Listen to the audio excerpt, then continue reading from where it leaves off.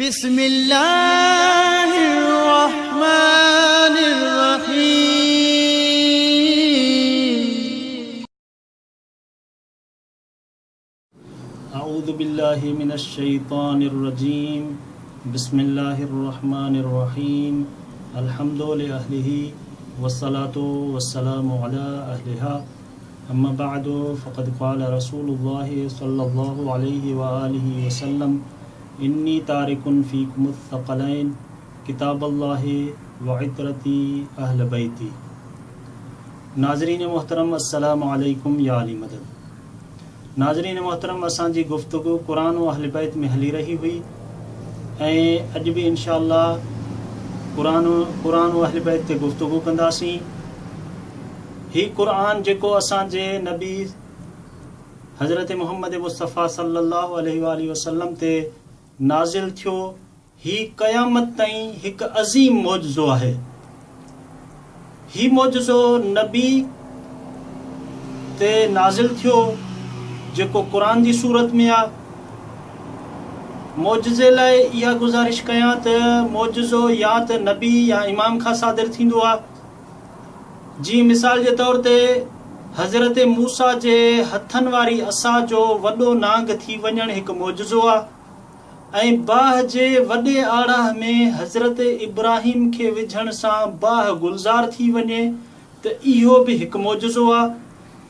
या ईअं खणी चवां त पथरियूं असांजे नबी सल्लल्लाहु अलैहि वसल्लम जे हथनि ते कलाम कनि, इहे सभु मौजज़ा आहिनि। लेकिन इहे मौजज़ा उन ई वक़्त लाइ ख़ासि हुआ, यानी इन्हनि मौजज़नि जो तारीख़ खां अलावा ॿिया आसार मौजूद न आहिनि।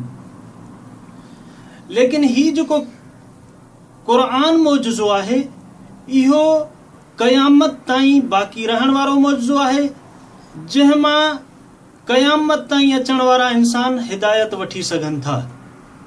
ऐं नाज़रीन मोहतरम, मौजज़ो मौजज़नुमा हस्ती जो मोहताज आहे। मौजज़नुमा हस्ती यानी उहो शख़्स जेको इन्ही मौजज़े खे ज़ाहिर करे। जीअं मिसाल जे तौर ते नांग जो हज़रत मूसा अलैहिस्सलाम जे हथनि मां लठ ऐं असा निकिरी वञे ऐं नांग थी वञे त इहो हिकु मौजज़ो आहे ऐं इहो मौजज़ो मोहताज आहे हज़रत मूसा जो।